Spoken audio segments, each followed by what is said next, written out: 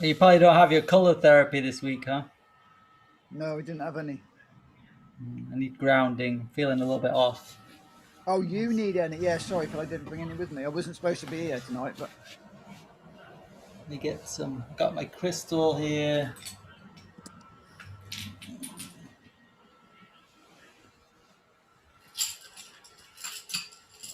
Oh, I think we're live. oh, I Okay, better look. pause. I better look like I'm part of the show then, Phil. We are live. Well done. I'm going to brand new tube. Hang on. Brilliant.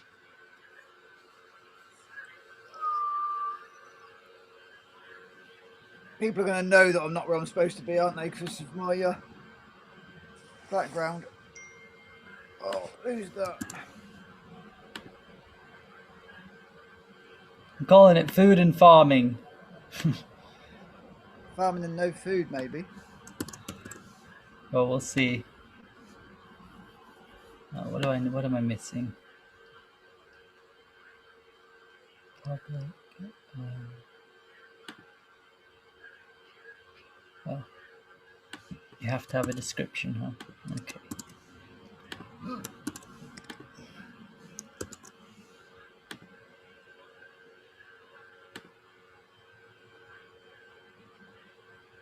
All right. What's that? Still don't have that live chat on the side anymore. Oh well.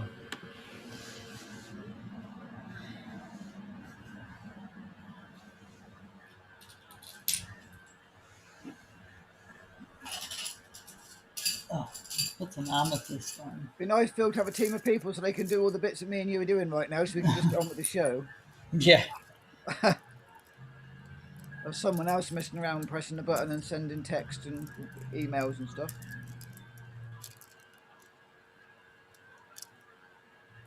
Are you ready? Well, I guess I'm ready as I'm ever going to be, Phil. All right.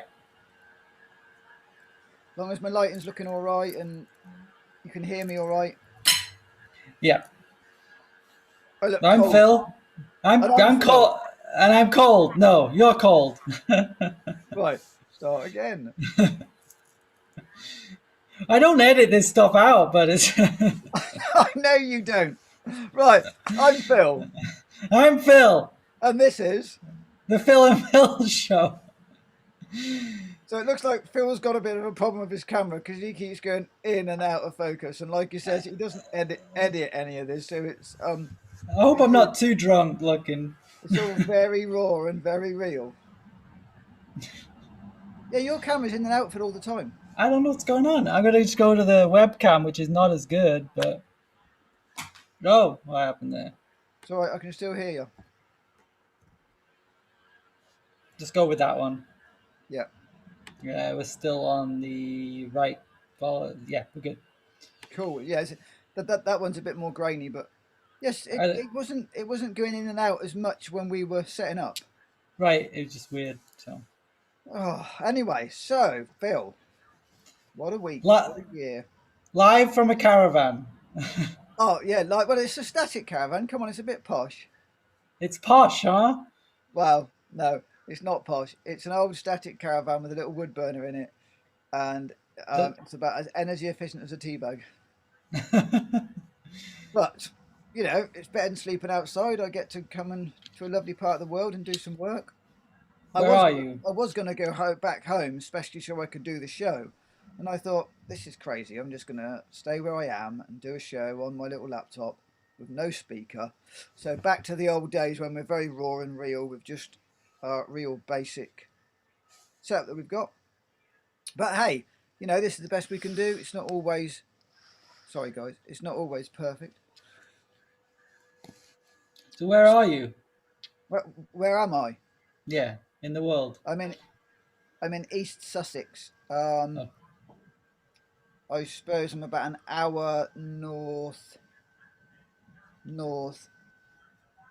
east of Brighton. For people that know, I'm about 30 miles due, pretty much south of London. so quite Uh, away from where you live then. yeah, about a 2-hour drive. So 120 miles away from home. just down here to do some work. Well, I've got I've got some friends that look after my caravan for when I was doing festivals, so I come down and do work for them, which is great. You just press the record button, Phil. Yeah, I just.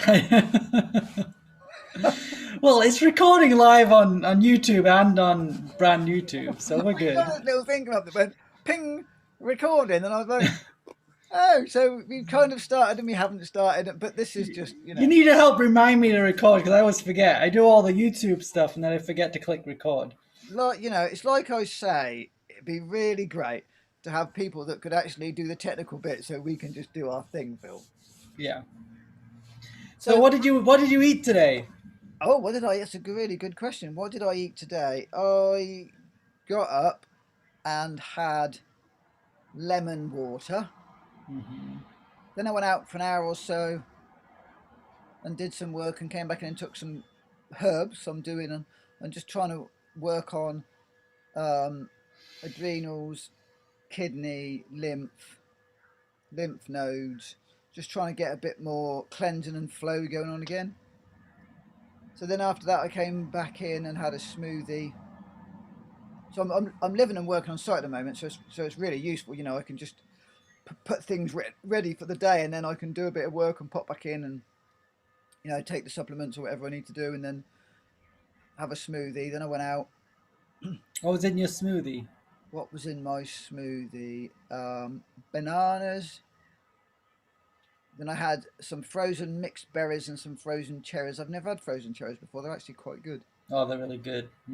Um, Bananas, frozen mixed berries, cherries, mango. It's kind of the base of it, and then some the superfood mix that I've made to come away. Spirulina and water. Hmm. So fruit based, no fats and oils, no nuts. No nuts and seeds. Just a fruit base with some superfood powders, which are herbs and fruit, and spirulina for that extra little kick that I really enjoy, and it seems to be really good for me. Hmm. And then I had a colon cleanse, herbs in water, Yum. about 1:30, 2 o'clock ish, and then I had a watermelon. I do my best to be able to make a watermelon smoothie in the afternoons, about kind of three ish, and then I came back in, and just before the show started, I drank another smoothie, which was similar to this morning. What about you? What's your day looking like today? Oh, I had grapefruit juice and water. Start the day. Then I made a little hot chocolate. Then I had a smoothie. And then Susan made some vegetable soup. So just Oh, all kind of liquidy. So. yeah, yeah, cool. Hmm. Yeah, so what I've been wanting to tell you, Phil, last Monday I was talking to a mate of mine, and another mate of his has got some sheep, and his his land's got wet, so he went and put his sheep on someone else's land. Hmm. But I can't remember the story there. But so he hasn't got many. He's got 13 sheep, so he had to bring them back home. But he's got no food because there's no grass or anything at the moment, and they're just about to go into lambing. Hmm. So he's been trying to find some hay and things. So I phoned up the local farm. He's a big ag farmer. He Hmm. farms somewhere in the region of 5 to 10,000 acres, I think, which in the US isn't a lot, but in the UK that's a big, it's Hmm. big industrial farming. And again, I've known him all my life. When I was a teenager, I used to work for him and do potato sorting and things like that. Just in the autumn we do bits and pieces. And then and my mum also worked for him for a number of years. So, friendly with him. So we started chatting. I was talking about the hay and I was talking about the field beans and different things with him. And then of course we got into the weather and farming. Um, you know, did the niceties as you do. And then he said, I forget quite what we were talking about. I was saying to him that the field, our back field, was looking a bit lean and there wasn't much in it. And then somehow he got into talking about the seeds and drilling and this season coming. And he said, well, Phil, around Coombe, which is the village that I live in, he said, we haven't really planted anything. And I was like, oh, wow. Why is that then? And he said, well, the seed dressings have changed, all the chemical, because he's a chemical farmer. I'm going to call them, Okay. they like to call themselves traditional farming, but they're not. They're chemical farmers. It's big Right. ag, run with, grown with chemicals. Everything's with chemicals. So apparently the seed dressings have changed, so they can't whack the seeds in straight after harvest. So what they've done in more recent times is they've done the harvest, cut it all, gone straight onto the land, ploughed it, harrowed it, drilled it straight away. And he's saying now because of the dressings and the pesticides, they can't do that. They can't now plant until the middle of October. And what happened this year, he was saying, the last 2 days of September and the first day of October, we had 2 months rainfall Mm. in 3 days, which Wow. means they can't get on the ground. They can't get the machinery on the ground to drill it, which I guess Mm. is the biggest problem. I imagine that they've ploughed it and harrowed it and all the rest of it, and they've prepped the seed beds, but they couldn't drill it. What does that mean? That's when they push the seeds into the ground with the Yeah, machine? sorry. Or? Drill. It's a seed drill. Yeah, that's how they plant the seeds. Great question, Phil. Yeah, and I guess that's on another level that's really bad news because over the winter you've got no root structure and no crop at all in the ground to protect the topsoil. So that's a cover crop it's supposed to be at that time. No, not it's not a cover crop. It's just the fact that they do winter wheat and winter rape Okay. and winter barley. So they're just planting stuff in the winter. But of course, because it actually starts to grow like the beans. You get winter beans, winter wheat, winter barley, rapeseed, um, and I guess some fields they put down to grass for hay. So none of that's been drilled. So you're talking thousands of acres around our village. Well, Mm-hmm. thousands, hundreds of acres around the village that hasn't been drilled. Mm. And then we were talking, and he said, "Well, Phil, in the next 2 to 3 years, I can see a real food crisis." And I said, "Oh, what do you mean?" He said, "Well, the way that we're farming isn't going to work. We've got 2 to 3 years left of growing food. 2 to 3 years." So why is that? Because the pesticides are changing. They can't. I guess the grounds basically. He didn't say this because I was kind of like if I'd have been watching a conspiracy chat or something on the internet, it isn't so shocking as someone that you actually know Mm-hmm. that's planting a field in your back, at the end of your garden. Do you know what I mean? It all Right. of a sudden becomes very real when a real person, a real farmer, it isn't a scientist, it's a real farmer, is Right. saying we've got 2 to 3 years left of food, and then we're not going to have any. We won't be able to grow it anymore. And I didn't ask him that detail, Phil. That was a really You were kind of in shock, huh? When he said well. that. Yeah, I guess. I mean, I don't eat any of the food that he produces because he produces non-organic food, so I don't eat any of it. I don't eat wheat. I don't ever eat anything with rapeseed in. I don't eat beans or barley, so I don't eat any grains or any pulses. So it's not his farming per se isn't going to affect me. But it's just there's lots of conspiracy about famine and starvations and the fact there's going to be no food left and there's going to be food shortages and which is all in the kind of distant future until someone that that's like I said farming in your back garden actually starts to say we're in Mm-hmm. trouble. Right.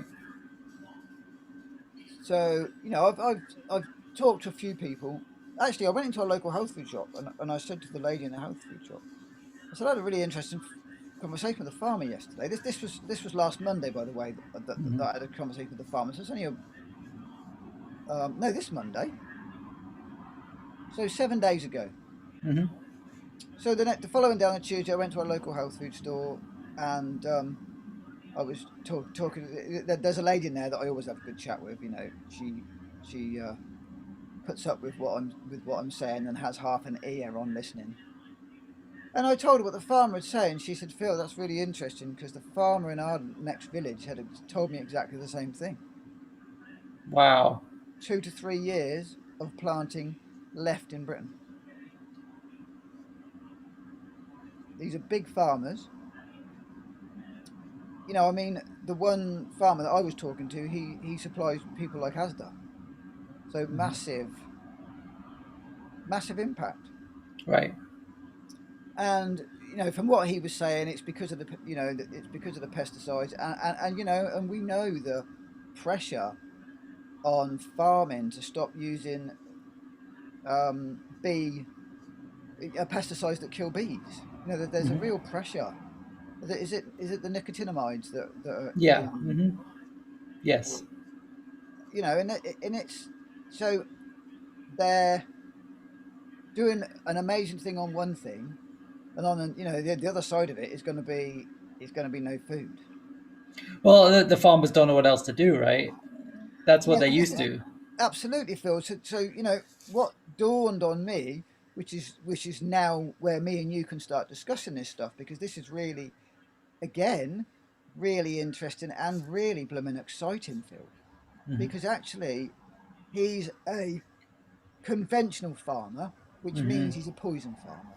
He Right. farms with he farms with manipulated seed and poison.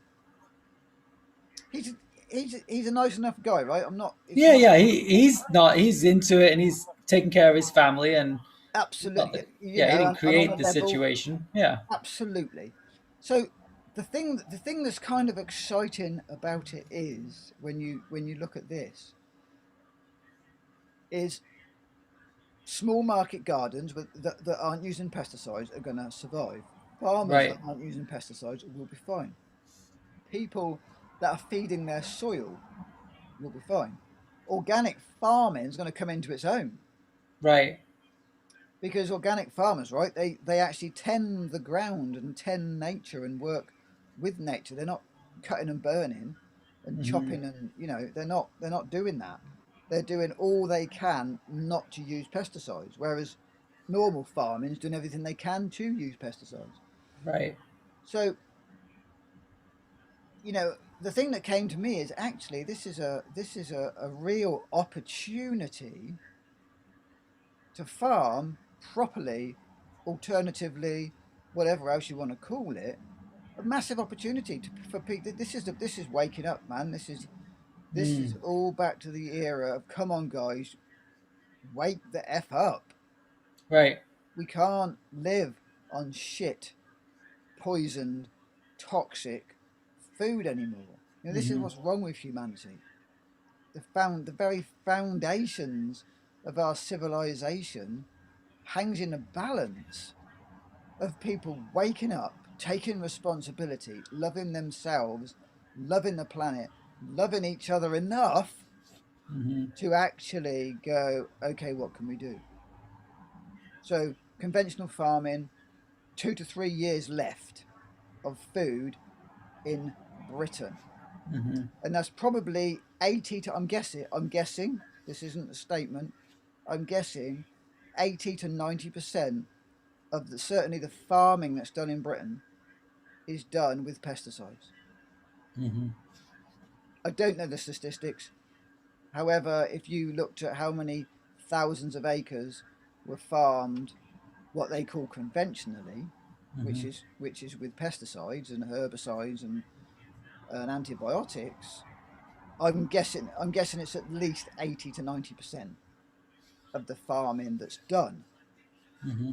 The alternative farming, of course, is organic farming. And I think this is a great opportunity now to come back to small farms again. You know, come back to small organic farms come back to the no drill system. And Zach Bush talks about this. He's a. Have you looked at Zach Bush's work, Phil? Yeah, a little bit. Um, he's phenomenal. Zach Bush is phenomenal on understanding about Roundup, which is glycophosphate, which it isn't a pesticide at all. It's an antibiotic, and it's a derivative of Agent Orange, which they used in Vietnam to strip the foliage off the trees. Hmm. I mean, this is serious stuff that they're pouring down the rivers. At the end, Right. it's all right. They spray it on the ground, right, and they spray it on the ground. They spray the plants, right, and they say. I remember my dad when I was a little boy. He would spray a plant with it, and excuse me, and he said, "Oh, well, when that touches the soil, it's inert and it's no longer poisonous." And I used to say, "Well, how does that work, Dad? How does that work? That something's poisonous, you spray it on a plant, it touches the ground, and it's no longer poisonous." I was only about 8 years old. How does that work, Dad? Well, of course, he didn't have a clue because that's what the scientists told him. That's how it worked. Hmm. And again, no disrespect to my dad, he didn't know. And because the scientists gave it him, he was under the illusion, I'm going to call it, that it was safe. It was safe to use. Safe. Can you imagine? He was sold it under the illusion that it was safe for his family to consume Hmm. and safe for the pets in the garden. Right. No, we now know, thanks to people like Zach Bush, that's a big, fat, juicy lie. Hmm. It's not safe for humans. It is not safe for humans. It's not safe for pets, and it's not safe for the ground. It's not safe. It's as simple as that. Hmm. So this is a really massive opportunity. Not only are we having a virus, 2 to 3 years we're gonna have no food. It's a great reframe there, Phil. Go on. What did I say then? No, you've just reframed like we're gonna have no food to this is a great thing, right? I mean, Okay, yeah. So we've got this deadly killer virus, and 3 years time, even maybe 2 years time in Britain, no food. And for some people, they would just go into a complete meltdown. I mean, it was a shock when he first told me, because you hear about these things on all these different media channels, but you don't take any notice of it because it's not real, right? right, So the exciting thing is, it's time to wake up, take responsibility, and do something about it. right. So Well, Phil, the healthiest time in the UK that in our history or just before our history was after the war, when the whole allotment thing came on board. So, is that and when I the know allotment this. What's that? is that when the allotment started for after the I war? think it was after the war because they were like, okay, we need to make sure people can get food, and they basically set up the allotment system. And I think there's still a lot of allotments, right? I mean, Yeah. There's. I'm just gonna look. I'm just gonna look up that, guys. While Phil's talking, I'm gonna go and see if I can find that. so that was a way of empowering people to grow their own food. And I think that's kind of how this thing spiraled. So that was like after the war, but then it was like, okay, we never want to have food shortages again. And that's how the whole chemical revolution happened, because it's like, okay, wow, we can produce more plants by, it wasn't, there's probably some nefarious intent, but let's focus on like, what was the intent? The intent was to grow as much food as possible, store food so we'd never run out of food, so everyone would be well fed. But when you do that, you're ramping things up. So you gotta do monocropping. You gotta kill all the bugs. You gotta destroy the soil. You gotta overwork the soil, and it's to get as much food as possible. And that's kind of how we got to the place we're at.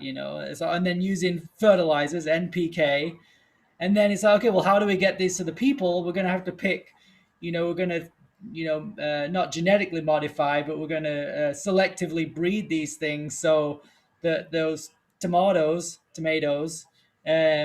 ship well. So they're all uniform in size, so they ship well. And it kind of just spiraled that way. And it's like, it just, went the wrong way. So maybe this, like the virus, like you say, and this situation will be a wake up call. It's like, oh, I want real food. Like people often eat, a tomato from the store, and it's like, oh, this tastes awful. There's no flavor. I don't like tomatoes.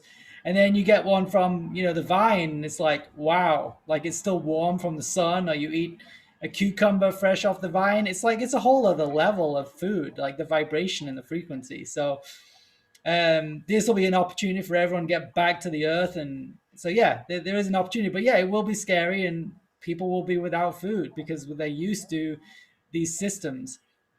And like you say, those grains feed the animals, which people are still eating lots of animals. So they're not going to have their normal food sources. So, yeah, there's an opportunity for us to kind of help people, and maybe a resurgence of the allotment movement, which is such a beautiful movement. And the good thing about in England is that there's a lot of people who have like little vegetable patches in their gardens. It's pretty common to have a vegetable patch, I would say, in England, or at least, the non-working family, like more traditional people tend to grow a little bit of food. I mean, the village my parents live in, like pretty much every house has like a little bit of food growing in the back garden, so Okay, Phil, yes. got it.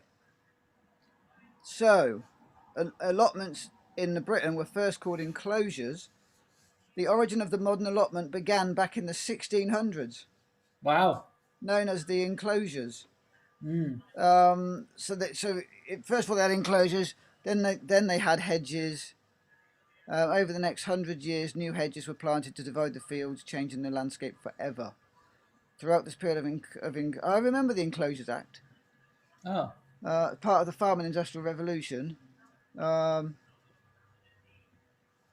as early as 1645-49, a group that called themselves the Diggers Movement were protesting for the right to dig for all.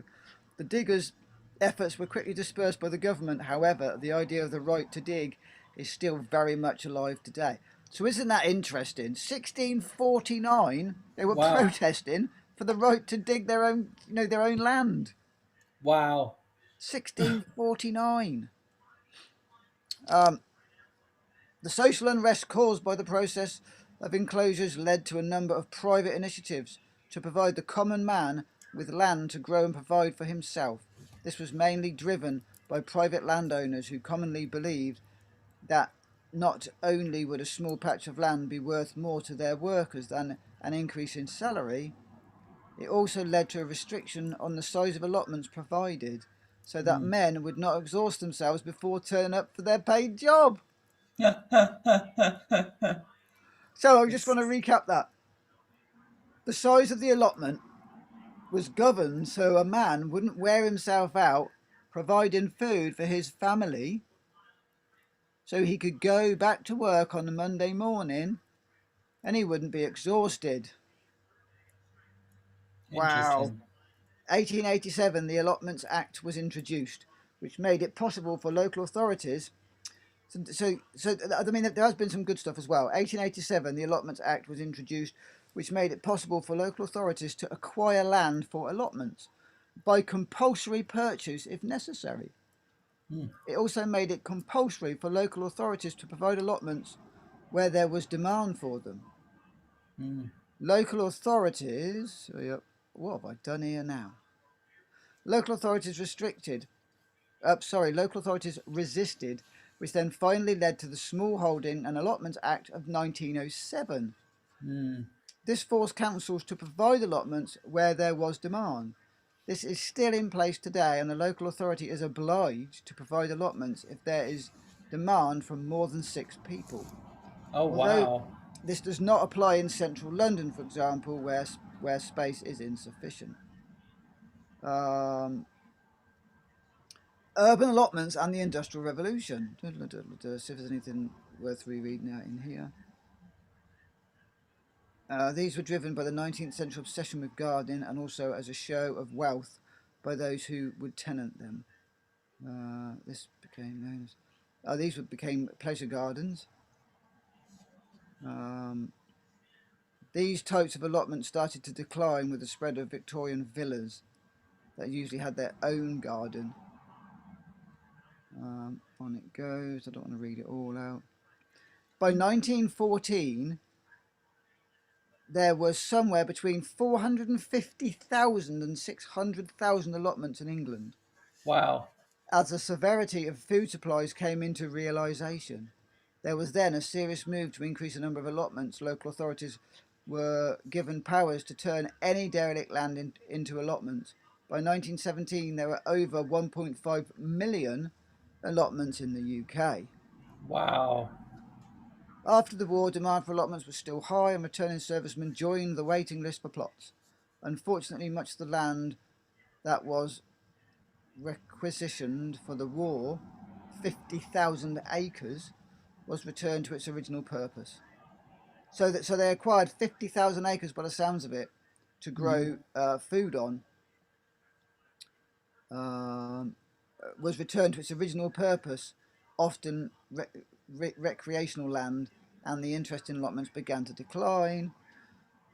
Measures were taken to protect the plot holders, and some were offered compensation to vacate their plots. And by 1925, 29, there was less than 1 million plots left.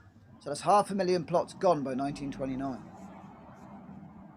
Second World War. Interesting film. I'm glad we brought this conversation up. This is By great. 1939, there was 819,000 allotment plots. So that's like 750,000 lost. Based on experience in the First World War, however, the government immediately called on allotments again to help with the food supplies.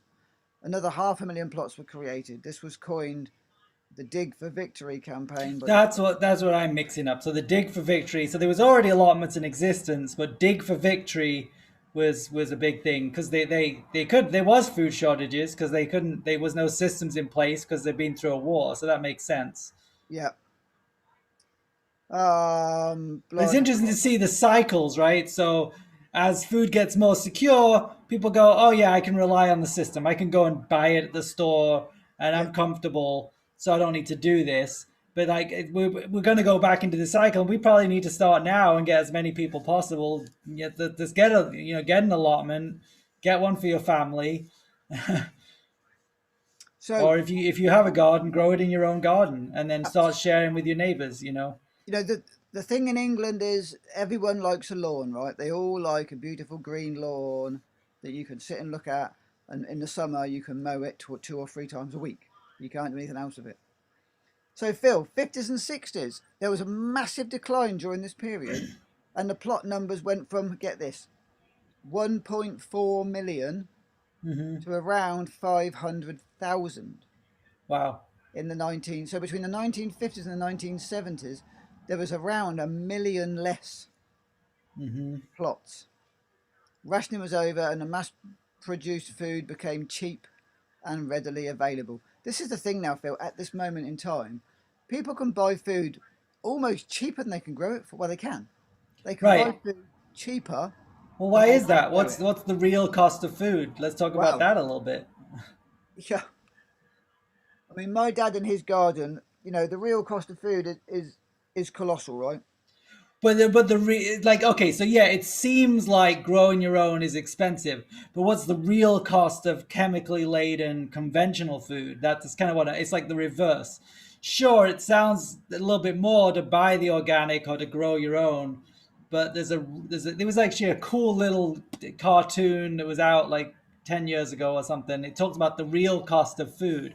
What are we not seeing in the pesticide laden foods? Like, what's the real cost of that? The impact on the environment, the impact on the animals, the impact on people's health, like the subsidization of these industries. I don't know about in England, but in America it's like highly subsidized to be able to grow cheap corn and wheat and cotton and potatoes or whatever. It's all like subsidized by the government, but the Well, organic movement's so not. So that what you just hit on there, I'm going to come back to our screen now. That was really interesting doing that. That's something I would never have thought of researching. Um, did you see that clip I sent you about McDonald's? I didn't see it yet. I saw you send it.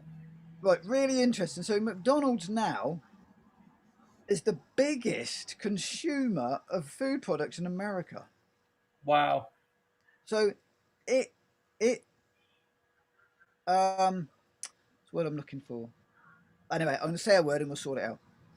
It basically dictates how how cattle Mhm. cows are grown for what do you call it, ground beef, do you call it, or something? So I don't know. I think so. Yeah, that's one of the things. Yeah. So they have the say over how cows are produced, potatoes, Hmm. apples, and there was something else because they're the Probably biggest. wheat. I mean, the bun, right? It's probably wheat or something. No, it wasn't wheat. I can't remember what it was, but it was just really interesting. So they say how things are to be produced. Right, because they want it perfect to their specifications, so they're going to push it. They want the tomatoes a certain way, the potatoes a certain way. Because I don't know if you've seen that. There's a book, Fast Food Nation. I think they made it into a documentary where the potatoes are a certain size and dimension, so that they can shoot them at a machine that cuts them into the fries in technologically. Yeah. So also McDonald. I mean, it's quite an amazing. McDonald's is quite an amazing story actually. It was a 5 minute video that I sent you, and they were the Mcdonald Brothers, which I didn't know about.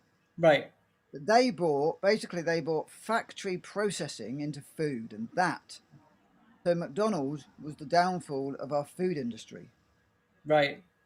So what they did was basically one person would do one aspect of the food.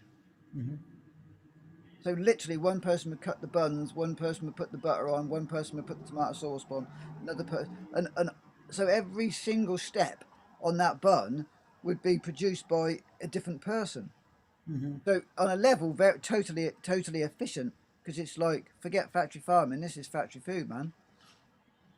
So anyway, that I divulge with that, but No, that's to digress a little bit, but it's a really good point. It is, it's a marvel. We've got to look at it and go, wow, that's really cool. There's a conspiracy side to it, but it's like we can always be like, wow, that's amazing. They brought food to people in the United States, to people who didn't have food, and they got fast food to them so they could go back to work and do their job and grab food, spend more time with their family. So on the flip side, it's like, oh, that's pretty cool. It's fast and efficient and it's cheap, so yeah. That was a 5 minute video that I shared with you earlier that I watched, and it was just like it's a really look, guys. I don't like McDonald's at all, right? But it's an interesting story. That's all I'm saying.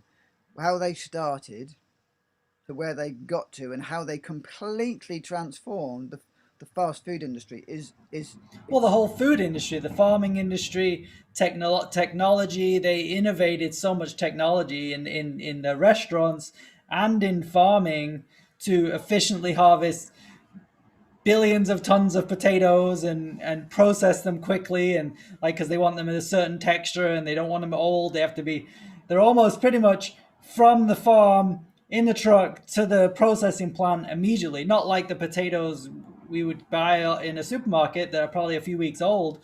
For them, they want it fast. It's like almost done within days of harvesting. So yeah. Because the other thing with them was and another amazing thing, which you missed the whole food thing, but they wanted a consistent fry. They wanted a consistent burger. They wanted a consistent bat. So it always tasted the same. And that's why they industrialized it all. but then you look at that and go, those burgers and that fries are like, what do people like? I don't know what they are in the UK, but it's like a couple of dollars, $2 or $3 for a whole meal. Like, how is that even possible? Yeah. To like, it just doesn't even make sense that that whole meal and all of what goes into that, like the technology, the transport, the impact on the environment, paying of the people, like how is that even possible that it's only $3 for that meal when there's like so much energy, the energy intensive input of that? How is that even possible? It's like it's got to come down to subsidies of some type. So Well, yeah, I mean, it's absolutely amazing. So I was talking to a guy, Phil, again, not off the internet, but a real person about 18 months ago, I think. And he was talking about subsidies and that he used to farm, but he stopped farming, and I forget why or what he was doing, but he was saying now for in England, for every 1,000 acres that they farm, the subsidy is £100,000. wow. So the amazing thing is, right, conventional farming, like the farming that the guy was talking to me about, that he reckons is going to end in 2 or 3 years, which is great. The fact that that's going to end, it just means we've got to farm. Don't panic, guys. It just means we've got to do everything differently. Everything's there. It's all in place. We can do it differently. And So conventional farmers, they spray all these poisons. Luckily, they can't spray what they like now. They can only spray what's within the. Um, oh, I'm just starting to get warm now. I can feel that. Um, they can only spray what they're allowed to spray with all the pesticides and things. Um, so they can spray whatever's it, whatever they're allowed to. They can spray it wherever. They can use all sorts of stuff on their farming. They get subsidised. Now, if you're an organic farmer, everything has to be traceable. Every process has to be traceable. They have to pay for organic certification, so for each item. And if ever they use anything, everything's got to be logged. And they have to pay for it all themselves. And the fact that you can buy a kilogram of organic carrots for around 150, Hmm. and yet ordinary ones are 70p. Hmm. They're That's a only, big difference. but they're twice the price. But you Yeah. look, really, if you look at it, I think organic farming's cheap. Yeah.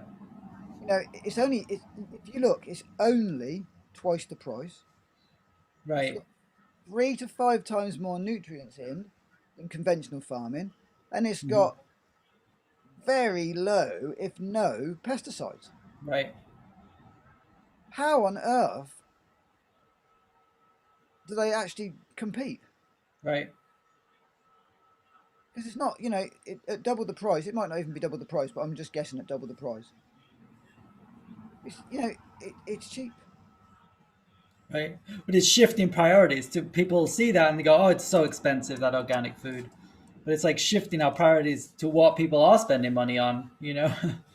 Yeah, it's like people say to me about my lifestyle, and I'm sure people have said to you in the past. Oh, isn't your lifestyle really expensive? And we had a conversation with the friend that I'm working for at the moment. We're out in the garden and several things we're doing.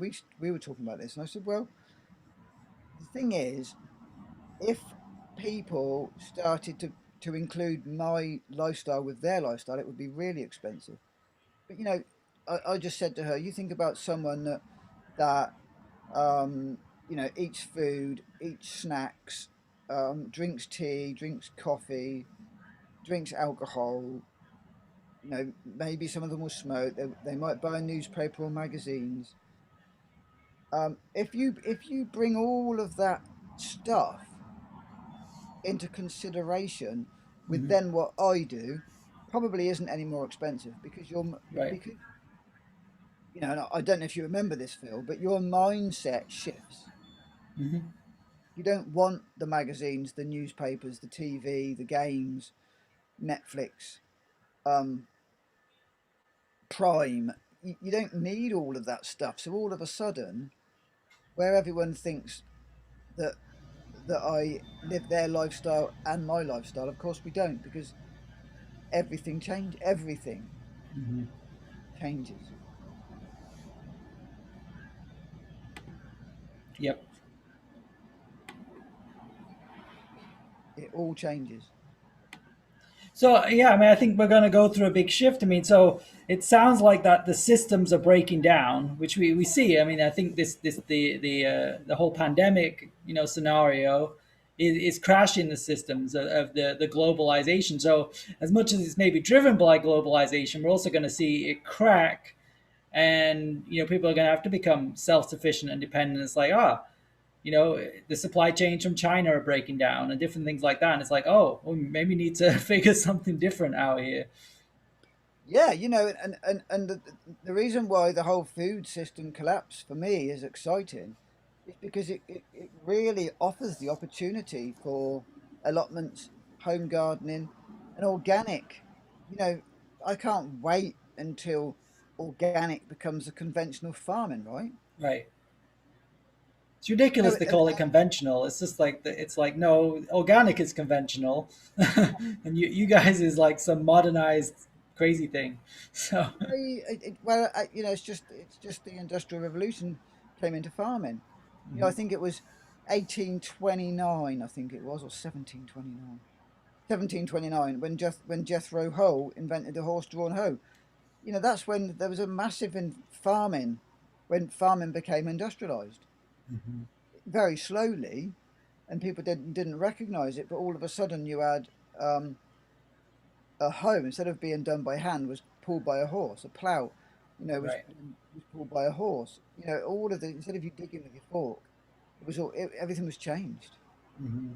Everything changed, and to the point, to the point that it is now. When I watch the farming, I remember when I was a kid on the farm, and the farmer had a 2 furrow plow, and then he had a 3 furrow plow, and then I remember he bought a Ford tractor and a 4 furrow reversible plow, and that was so exciting. It was Wow. such an exciting thing to do, which meant he could drive up to one end of the field, turn the plow over, and drive straight back down where he just left off, and it was all going in the same direction. Incredibly clever. Wow. Technology, yeah. But now, the farmer that I was talking to, when he's ploughing, he's got a 10 furrow reversible plough, Wow. and it's just so imagine the tractor fill Hmm. that it takes, the weight of the tractor, the weight of the plough, the pollution that it takes to drag that plough through the ground. I mean, it's just And what have we done to make that possible, right? So think about that. We've made to make that possible, we have to have very uniform fields. We have to get rid of the trees, the hedgerows, everything that's holding the soil together.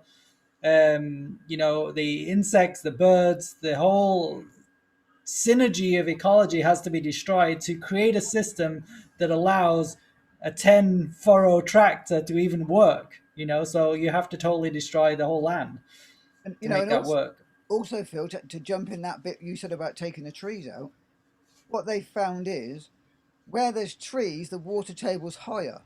Hmm. So the trees hold the water table at a certain height. But when now this is the exact opposite to what you'd think. When you cut trees, because trees suck up a lot of water, right? So when you cut the trees down, the water disappears. Right. Yeah, totally. But isn't that bizarre? Because I would have thought there was more water where there was less trees. But it's actually not true. You have less trees, less water. Well, it's a synergy. Like the water doesn't need to be there if there's no trees and there's nothing really growing, and they're adding water to the top, so the water table just drops. I mean, I get what you're saying, but it's like when you think about it on a more conscious level, it's like it totally makes sense. And the experiments that have been done over time, where the man who planted trees, that the famous story or infamous story about, he went to a land that was like there was no water, there was no people, and he just started planting trees, and then the birds and the insects came back, and then the water came, the stream started flowing again, and that's been repeated again and again on many times all over the world where land has become barren, and you start planting trees, and it shifts the whole energy. And I think that's what we got to do. Absolutely, It's absolutely. been my vision to I want to be the man who planted trees. I want to be one of those people that just goes and starts planting trees everywhere. So Forest gardening. It's you know, and that's what's exciting, because the pandemic's doing this, and if we move into food shortages because they've completely wrecked our ground, and they've run out of kind of nonsense. I mean, that's really exciting, because what that means is we're going to have to work really hard to plant food, mhm. plant, plant trees, plant shrubs. It's like I was talking to my friend just this afternoon. She doesn't really like garden. She has a garden. She doesn't really like gardening. She likes tinkling around and doing a bit of gardening. And and I was saying, "Oh, I really like the way that you garden, because it's not my dad's garden, right? It's pristine, and he's a gardener, and it's a gardened garden. And hers has got a real wild kind of aspect Mhm. to it, where I repaired the gate for her last time I was down, and the head of the gate, instead of it being exactly the right piece of wood and exactly the right length, the two posts are different length, and this bit of wood goes across the two posts and shoots right out about another 2 feet. And it's like, Nice.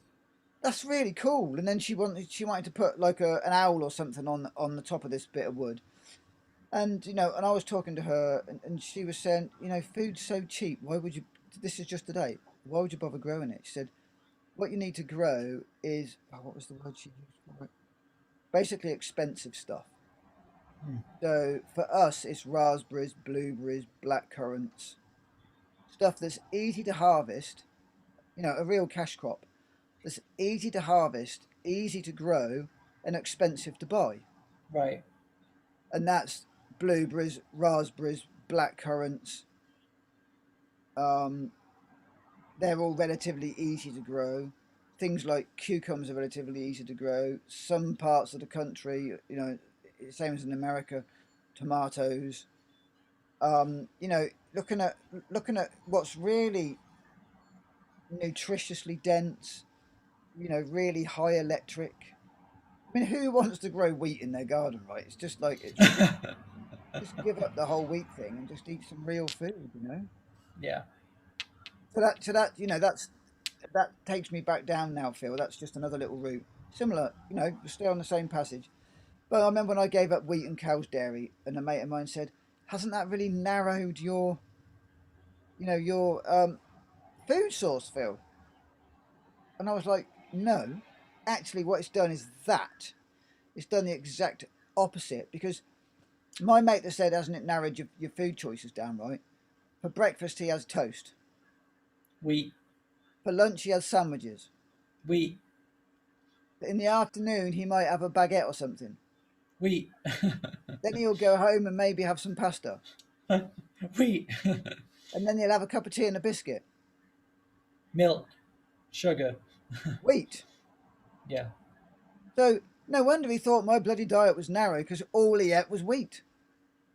There's different forms. It looks different. Like that. Exactly. So most people are wheatarians, right? Yeah. I mean, you, Yep. you think of all the food that the average person eats in a day. Let's just for a bit of fun, Phil. Let's just take it in turns, right? So we're going to have toast. We're going through the conventional diet. Well, I better Yeah, have but a just fried egg a then. wheat-based product was different. Oh, a wheat-based product is different. What do they have here? They have waffles. Is that is that potato or is that wheat? I think here's potatoes, but I reckon you guys have wheat ones. And then look at all the Pancakes, yeah, pancakes, right? pancakes, pasta, pizza. What else do they have in the cereal? The cereals are Yeah, but then in all these cereals, different types of cereals, but they're all from the same yeah. thing. So you've got Yeah. you've got Weetabix, you've got um, Shreddies. Hmm. I mean, I can't even think of all. I mean, I haven't eaten this stuff for years, but it's just everyone thinks they've got a varied diet, and actually they're just eating another mate of mine calls them breadarians. Well, I suppose corn would be a big one because you got the corn flakes and all these different flakes that people eat. So corn, wheat, soy, which is fed to the animals, Well, mussel. Yeah. In England, corn isn't used a great deal apart from cornflakes. Oh, okay. We don't use it's not massively used. That normally now comes under the gluten-free banner. Um, so yeah. So then let's just same subject. Go on a little bit further. Thursday, I had a mate. I had a, a guy turned up here for a treatment for some acupuncture, and he has just found a benefactor to buy a farm, and they're looking at doing regenerative farming. Mm. That's what we've got to do, man. We've Well, I got mean, they say with great calamity comes great opportunity. This is an opportunity for us to get into this, to help feed people. And it could start as small as just feeding our neighbors and our friends, or it could be as big as like your friend getting into regenerative agriculture. it's such an exciting time as long as we learn to look outside of the box. Hmm. So this farmer, he was talking from his perspective again, which is about conventional, let's just call it sprayed chemical farming. And when he first said it to me, it was just like, wow, there's going to be no food in 2 to 3 years. There's going to be, no food, nothing's going to grow, blah, blah, blah, blah. And then I went, oh, but actually, that's not going to apply to organic. It's not going to apply to home gardening. It's not going to apply to backyard gardening. It's not going to, well, it will apply to allotments if they're not looking after their soil and if they're using pesticides. Yeah, well, it will have an impact because then there'll be more demand for natural food, so then it'll be harder to get. So we will need to ramp that up. So if there's 2 to 3 years, then we have time to ramp it up if we start now. So Absolutely. And so things like, so that's not going to affect organic farming. It's not going to affect biodynamic farming. So actually, it's a high percentage, but it's not everything. And what right, that means is we actually have models to look to in a crisis. This stuff's going on, it's going on.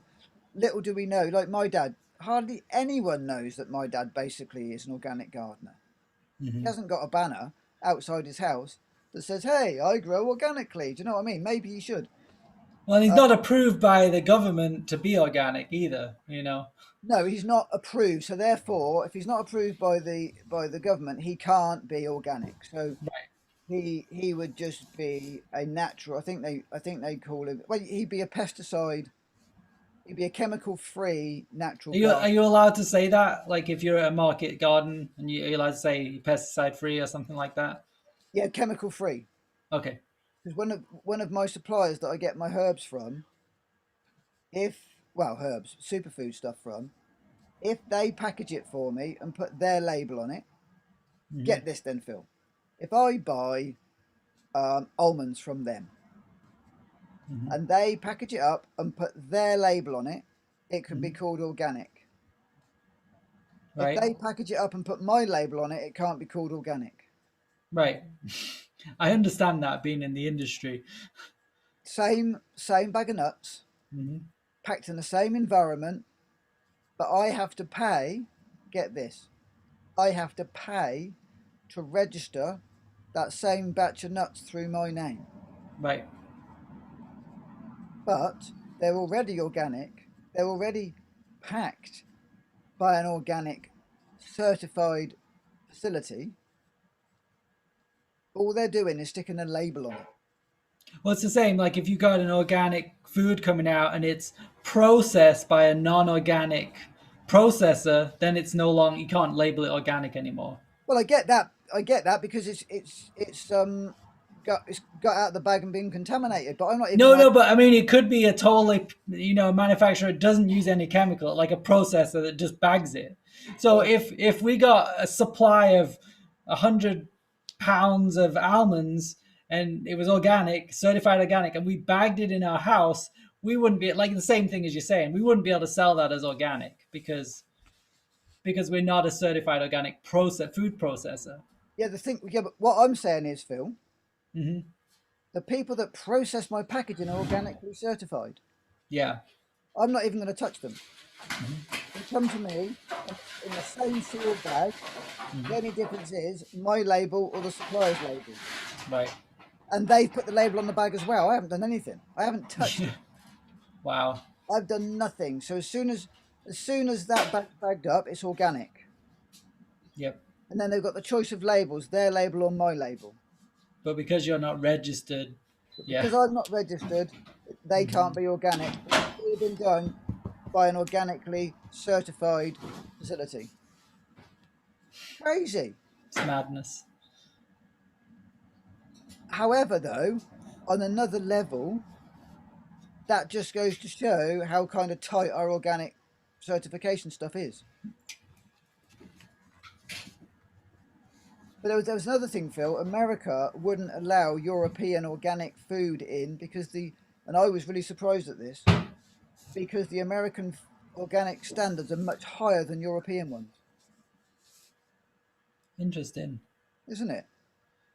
Yeah, there's something weird. Like we have this, and I don't know what this is about because I haven't got to the bottom of it. But we have a thing where an herb can be 95% organic. I mean, you can still do the organic label on the finished product, But when you do the calculations, you have to use 95%. Whereas in Europe and Canada, that same item would be 100% organic. So, and I don't even really know what it's about. Like, I haven't figured it out. I haven't found the answer to that. Well, that's interesting, Phil, because back in about 2001 or two, a mate of mine bought some organic curry mix in a jar, right? There's And when I Wendy read coming it, in. It's a little late. Let's let her in. oh yeah, she is late. All right, carry on. My sis, hi sis. Um, when I read it, it was it said organic. When I read it, it was 95% organic. So I phoned up the British Soil Association and said, "Look, you're selling products that says organic, and it's not. It's 95% organic."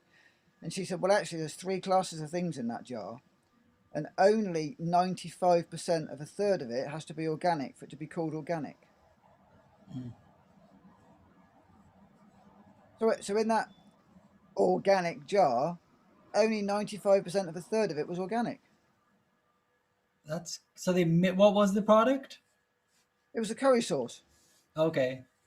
So Oh, things, I see. So it had other ingredients. So it was a blend.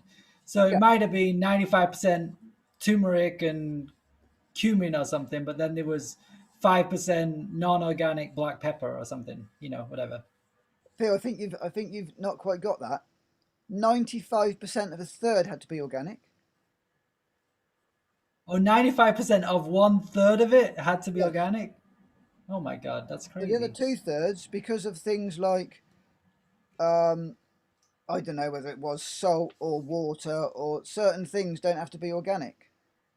There's certain organic compliant things, and that would be salt is usually an organic compliant kind of ingredient because it's a really trace amount, but Yeah, it was just it's like interesting. I was just like, so you've allowed, and she said to me, yeah, if we were that strict, no one would make it and no one would buy it. Right. And I said, yeah, but on the label isn't true unless you know the rules. Yeah. There's some crazy stuff going on. Um, so yeah, let's just go back to regenerative agriculture and in a way it's great because it means there's so much of this so-called disaster that we're in. It's great. It's really making people look at stuff, making people look at the system, making people look at the medical profession, making people look at alternative stuff, which is actually natural farming, natural food, natural healthcare. We need to turn back to nature. Hmm. Yep. Turn back to nature. That's the revolution. Yeah, absolutely. Yep, the revolution is sort out your trauma and turn back to nature. Yep. And there'll be little communities growing food with each other and sharing that food. So there'll be a lot to let go of. Yeah, it's huge, Phil. Hmm. There's a huge revolution coming. There's a huge, and this is, I think this time, the revolution isn't necessarily people going out on the streets with their pitchforks and broomsticks. This is a spiritual revolution, right? Yeah. This is us waking up to the system. This is us waking up to see that we've been completely hoodwinked. Yep. Waking up to see that actually we are the change, right? Hmm. We are the people that we've been waiting for. We are the people that Hmm. are going to create this new revolution. It doesn't have to be through violence. It can be through, like we were saying, about the breakfast that you eat. Where actually the biggest power we've got at the moment anywhere in the world is the money in your pocket. Hmm. So remember, the money in your pocket is your vote, and you can vote every single time you spend your money. Hmm. That's where your power is. We can take our power back straight away, and we can change the world with the money in our pocket. Dig your garden, even if you just plant a few beautiful flowers to look at. Yep. That's the feast on for the senses on its own. Hmm. I never used to understand that, Phil. If you couldn't eat it, I didn't used to understand the point of planting it, but I get it now. You create an environment. Yeah, you're creating beauty which you can feast on every day. And beyond the money, it's like our daily actions, like our character. Are we helping our neighbors and our family and our friends? And, if they need help, are we going out and helping them, do what they need to do?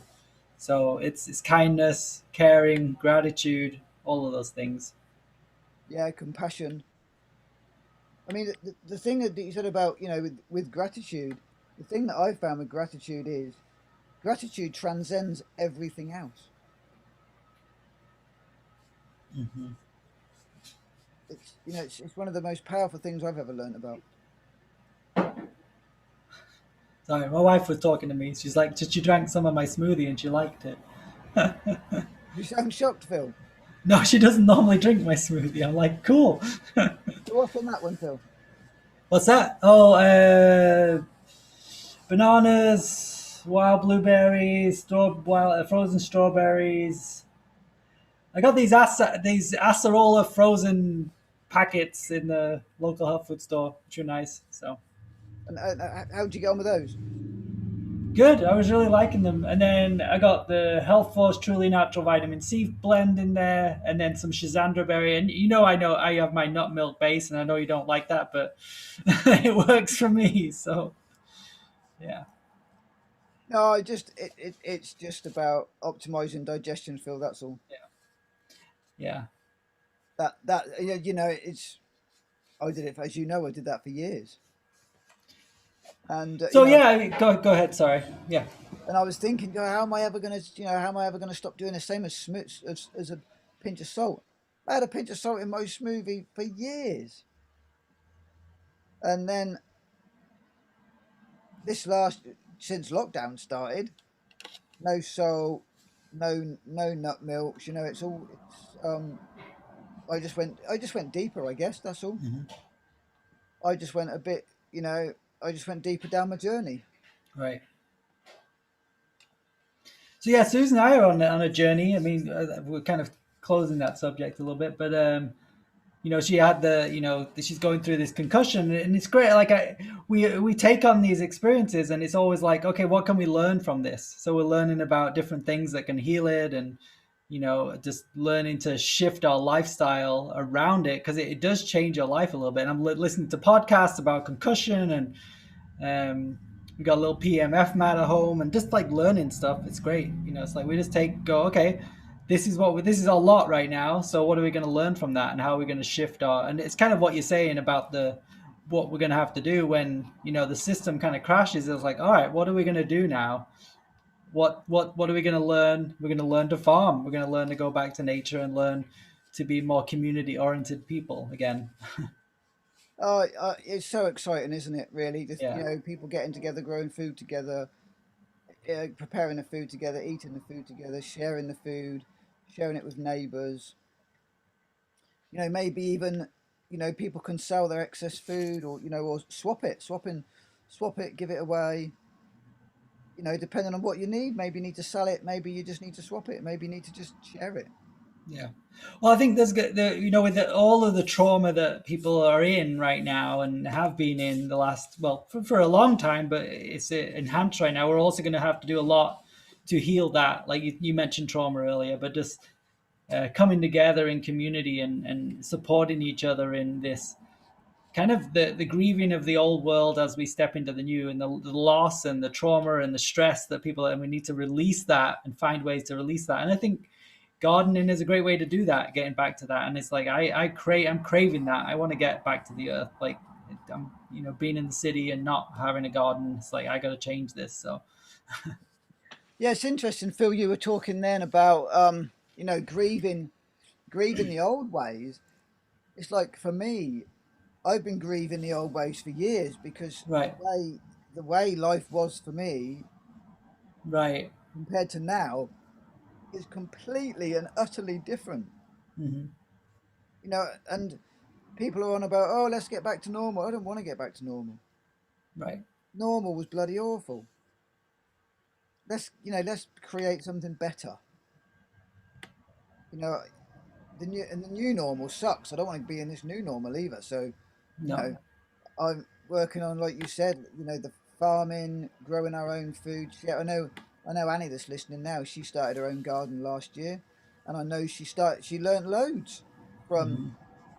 from from the planting that she did, learning what she could and couldn't get into a certain amount of ground. She learnt lots. Whether she can actually remember what she did and what she learnt to put it into action for this year, I guess when the planting season starts, we'll we will soon know, Annie. Well, we'll hope as we're all doing it together, we'll tap into that.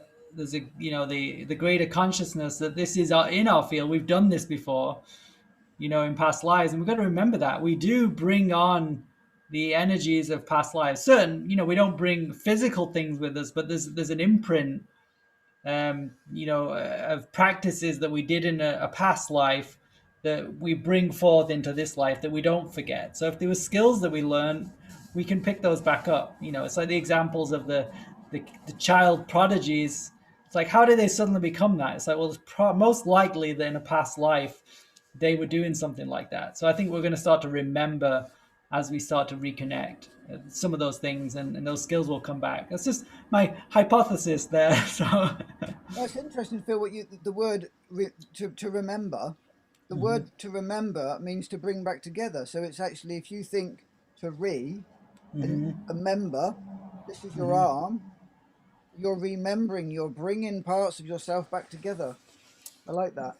Wow, and that like it comes back to like our fractured souls in these Western civilizations. Our souls have become fractured, and our spiritual and physical bodies. That's also going to start to come back together as we heal. Absolutely, Phil. This remembering of consciousness, this remembering of the physical, this remembering of the spiritual, Yeah, remembering of the emotional. You know, yeah. in the shamanic world, they do soul retrieval, right? Hmm. Which is going out to collect the fragmented parts of self. So that's remember. So what they're literally remembering aspects of themselves. So they're bringing those soul fragments, splintered self, fractured self, lost self. They're bringing those elements back to themselves so they can remember, literally Right. remember, bring back together who they are.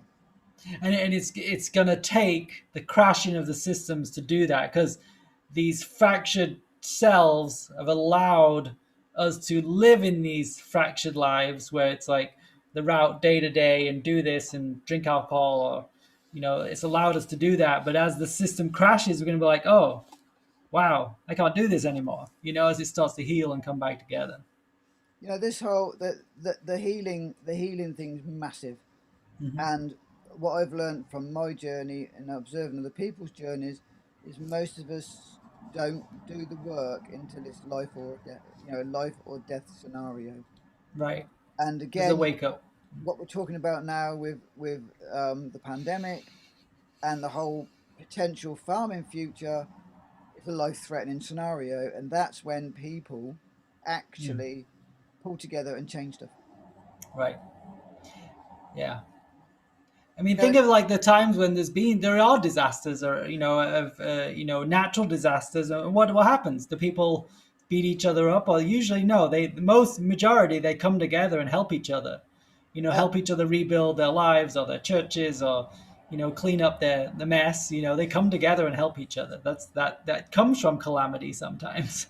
that's the human spirit. That's one of It the things. shines. It shines through. We're no longer like, oh, this is mine. It's like, oh, we all lost everything. Like we need to help each other. It's really interesting, isn't it, with humans? The the the more austere the times are, the more they come together, and that's Yeah. human nature. You know, the thing that I've seen is disasters 9 times out of 10 bring out the best in people. Right. So that's we've got to be careful what we wish for, but that's it's time. It's Hmm. time to see the best in everybody again now. We've seen some really shitty parts in people over the last few decades. Hmm. And actually, it's time for the best of us to shine through. And that's where this opportunity to get chemicals out of our diet, out of our lives, out of our lifestyle.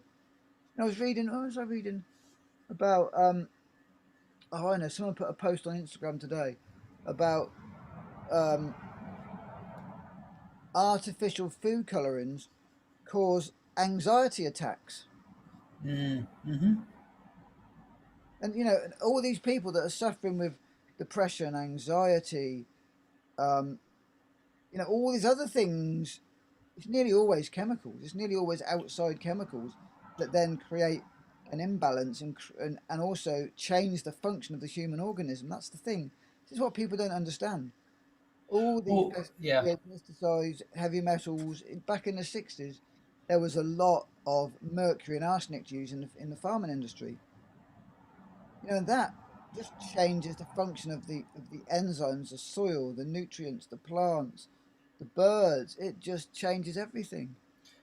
Well, what I'm as I'm learning about concussion and traumatic brain injury, it's not just a physical impact that can cause it. It can be caused by a trauma, the trauma of losing a loved one, or the exposure to chemicals. All of these things can cause injury to the brain chemistry. And we wonder like when somebody has an outburst, and we have an outburst, it's like, well, so that was out of character. And it's like, yeah, because it isn't normal human character to act that way. And there's generally there's probably some sort of toxicity involved, whether it's heavy metals, whether it's stress, whether it's trauma. People who have been in car accidents, or injuries from sports, or traumas, the intense traumas like losing loved ones, losing a home, losing a job. All of these things cause a shock, like PTSD. People have come back from war, like the shock of seeing death and destruction, and that's fragmented. Like we're talking about the fragmenting of the soul, and it's like there's a healing that has to go on for all of that, but it causes trauma, and we sometimes look at someone and go, oh, that's a really mean person. It's like, well, yes, they're acting in a mean way, but what's underlying in that? Like we have to look at why are people so out of balance? It's like, well, we're saturated with chemicals, with stress, with EMFs. All of those just, mess up the psychology. In the past, they used to do lobotomies on people. Now it's like we're just chemicalized so much. Like we don't need to do that. We are really screwing with people's brains and nervous systems. I think that would be a really interesting show for. I think we need to focus on that Right. Okay. because that bit you've just thrown in the end. That's a really big, really. I know quite a lot about that, but I don't know the bit that you know, and I think that would be really interesting to bring that on the show and talk about it, or even get a guest on. Well, yeah. I mean, what I'm learning just with Susan is, and there's a lot of podcasts out there of like kind of talking to loved ones of people who have had concussion, because you have to become more compassionate and understanding. Like if they have an outburst, like Susan's had a few emotional outbursts. Like she's in a really good space because we're not taking pain medication or drugs, so she generally just sleeps. But occasionally she'll have an outburst, and she's like, "Where did that come from?" It's like it's just like this weird thing, and we have to have compassion. So I'm learning a lot through this experience. So, and I'm stepping in. It's really great for me. It's like I'm stepping in, and my own stuff that I'm going through with my heart is actually like, as I'm taking care of Susan, I think my heart's getting stronger because I'm like helping another person, and I'm just like I'm driving her everywhere, taking her appointments, setting up a schedule, like doing all these things, and it's like I think it's healing me as I'm helping her. So it's kind of interesting. Wow. The other deeper thing on that, Phil, is why we create these experiences. Right. Yep. That's kind of what I was saying a little bit, right? I think I said before about a motorbike accident that I watched. I think we sort of talked about this on the show last week. But one of the things I didn't mention last week was coming back to your thing and going on deeper into that is the amount of the amount that the universe had to conspire to get those two people. I mean, if you listen to both of their stories of how they got to that moment in time was phenomenal. Because neither of them, that accident, that accident that they had, to me, there's no way it was an accident, right? Because Right. the effort that was involved for the universe to get those two people, if you, and this happens a lot in collisions and things like that. You know, it's like when I had a serious accident, the guy said, "Well, I'm normally on a motorbike. You know, I never drive this way, and I had to borrow my wife's car. You know, all these things that it takes." Well, yeah, I mean, the things I'm now learning about frequency medicine, which is really interesting. Like this frequency medicine, like using different, hertz of frequencies to help different parts of the body, has been around for like a couple of hundred years, and it's been suppressed. And and now I've met this naturopath who's helping Susan just to kind of rebalance the nervous system using this technology. I'm reading this book right now. It's called, I can't remember, I don't have it in front of me, but it's frequency something. I can't remember exactly, but it's talking about all these cases of people who had pain and different things for many years, and in one session of frequency medicine, or even just a few sessions, that's gone, like completely gone and resolved. Wow. So it's phenomenal stuff. And yet this technology is not new. It's been around like 200 years, but it was suppressed by the pharmaceutical industry because it works. And there was one incident, she talked about how she was working in this pain clinic, and she was in a conference room, and they said something like, "Oh, well, this means that we won't, if this works, then we won't have any patients, so we won't be able to manage their pain, so we don't want it." Like they basically said, I can't remember the exact words, but you get the gist of what I'm saying. It's like, "Oh, we won't be able to, we'll lose our patients because they'll get healthy." And like she was just like, "What?" Like couldn't believe that these people said that. Like that, it's just crazy. It's like, but there's technology to heal people really really quickly. So Yeah, and also the crazy thing is, right, if you've got something that's amazing, and and it's amazing, everyone's going to recommend their friends. mhm. So instead of having the same person back every week, you just have different people every week. Right. Hmm. And this is what people are very short-sighted. Hmm. You're gonna, you know, if you're gonna medicate someone so they have to take the pills for the rest of their lives, or you can give them some sound frequency, light frequency, color frequency, whatever, and it helps them to come back into balance to heal. They're going to tell everybody else. Yeah. I mean, I want to be like a job that I become obsolete because I've helped people empower themselves. Like, cool. Okay, what's next? It's like let's be such a good doctor that you're not needed anymore.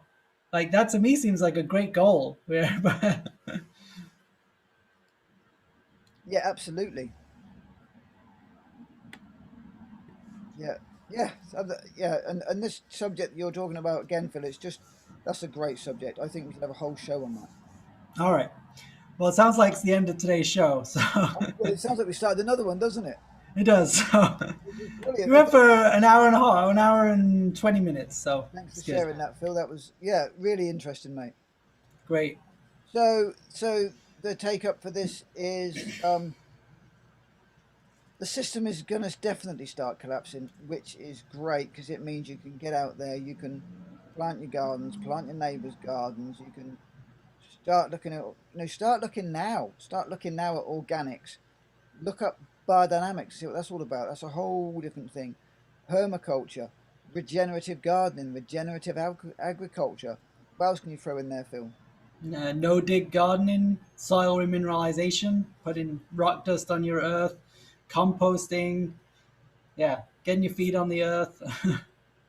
So yeah, it's actually such a big, exciting field, and the movement I know worldwide with permaculture.